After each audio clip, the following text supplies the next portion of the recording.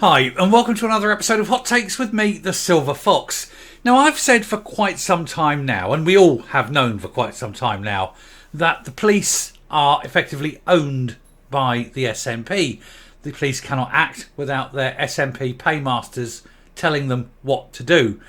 In Livingston, of course, was owned by Nicola Sturgeon, and now we have the new one, Joe Farrell, who weeks into the job basically sold her soul to the SNP by stealing police resources for her own benefit and then not paying it back. At that point, they owned her, and they're making sure that everyone knows that they own her.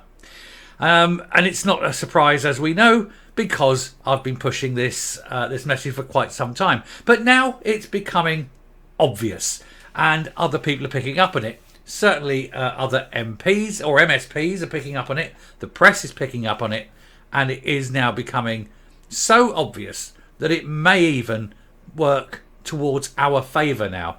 Now that it's becoming so blatant that the police are pro-SNP, owned by the SNP and corrupted by the SNP, it may force a change. But let's take a look at this story, because Murdo Fraser is highlighting it with the whole farrago over Humza Yousaf and his not being charged with a hate incident over his racist ranting speech. Here goes.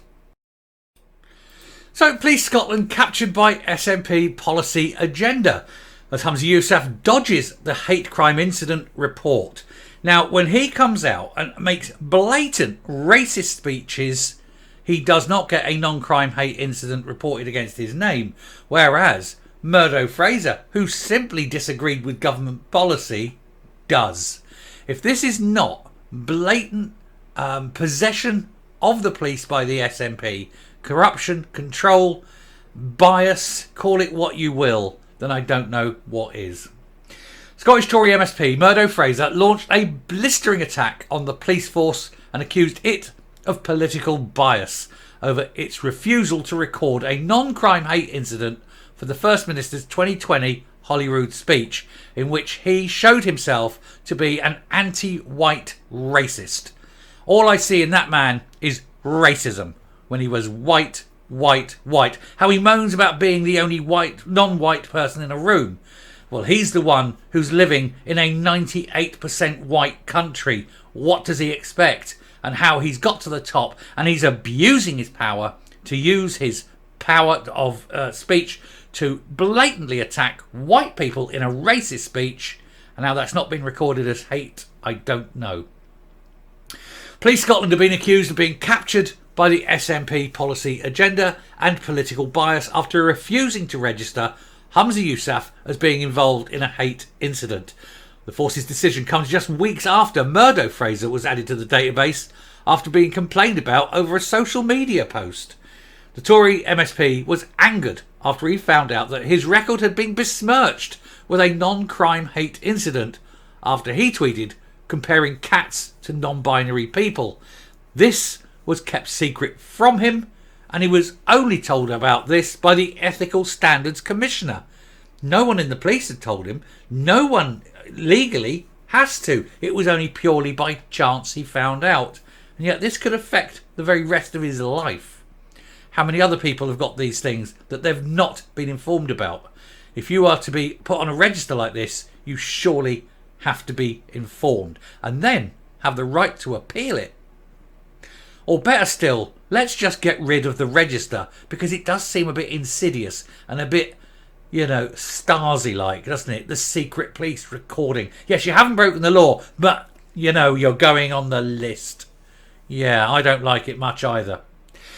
He's threatened legal action against Police Scotland as he claimed it was unlawful, but now he has been left even more infuriated after the force refused to implement its own policy and do the same for the racist First Minister and the not racist J.K. Rowling. It is, of course, obviously, because they are not members of the Tory party. They're SNP. Well, Humza obviously is SNP, and they daren't touch J.K. She's got better lawyers than they have. Mr. Yousaf was reported numerous times for a racial injustice speech he made back in 2020 when he hit out at the number of senior roles in the Scottish Government and public life that were occupied by white people. He absolutely hates and loathes white people unless he's screwing them. You know, if he's not screwing them, then he wants to be screwing them over. This went viral last year with a segment of it taken out of context, but it still elicited dozens of complaints to the police who indicated that they had already probed this and found no criminality. Yes, there may not have been criminality, but neither was Murdo Fraser, and yet his name ended on the list. Why hasn't the racist Humza Yousaf's name ended on the same list? The force also found that Miss Rowling's social media post, where she goaded them to arrest her for calling numerous transgender figures, including criminals, in fact they were all criminals, let's face it, she named all the men she named were criminals, and they were all men pretending to be women to get a softer sentence. They said that did not meet the criminal threshold either.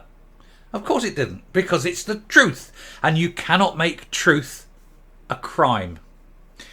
Neither of them got an NCHI added to the record, leaving Mr. Fraser to accuse Police Scotland of political bias. He said the decision means Police Scotland have not only breached their own policy on recording non-crime hate incidents, but appear to be making it up as they go along. They have taken a different approach to comments made by the SNP First Minister to those made by an opposition politician.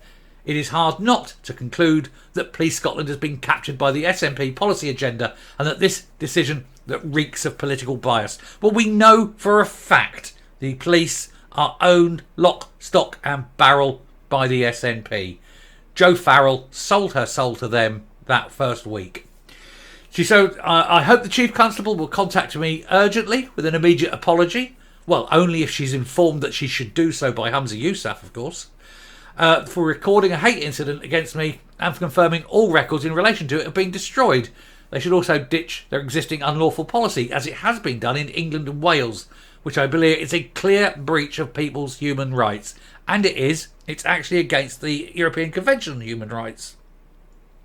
Sue them, mate. Sue them under the ECHR. Blow him out of the water. A Police Scotland spokesperson said the circumstances have been assessed and will not be recorded as a non-crime hate incident. But this goes against their own policy, which states that for recording purposes, the perception of the victim or any other person is the defining factor in determining whether an incident is a hate incident or in recognising the malice element of a crime.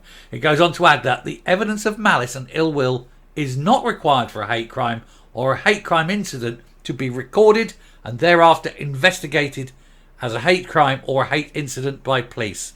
It is against the European Convention on Human Rights. If it's a crime, you charge them. If it's not a crime, what you do, Mr. Policeman, is do what we want him to do. Fuck right off. Thanks for listening. I'm going to come up and we'll finish the video. So there we go. Other people are now picking up on what I've been saying for a long time. Police Scotland, owned lock, stock and barrel by the SNP.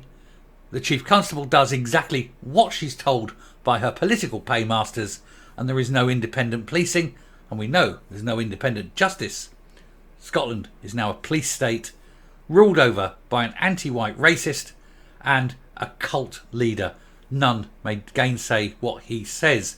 To do so invites, well, probably jail the way it's going, and it wouldn't surprise me if they start bringing back the death penalty for dissidents.